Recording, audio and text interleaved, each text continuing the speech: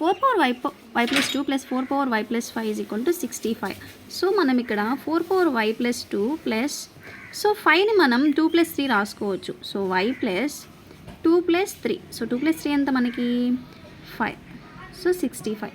So ఇక్కడ 4 power y plus 2 common ఉంది. So మనం 4 power y plus 2 కామన్ తీస్తే అంటే మనం దీన్ని ఎలా రాసుకోవచ్చు 4 power y plus 2 into 4 cube. So a power m into a power n అంటే ఫార్ములా ఎంత మనకి a power m plus n. So formula వచ్చి a power m plus n is equal to a power m into a power n. So m plus n అంటే ఇది m, n వచ్చి 3.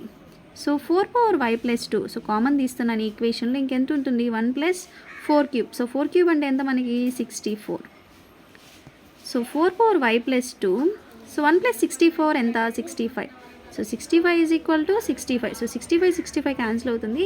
ఇంకా 4 power y plus 2 is equal to 1 ఉంటుంది.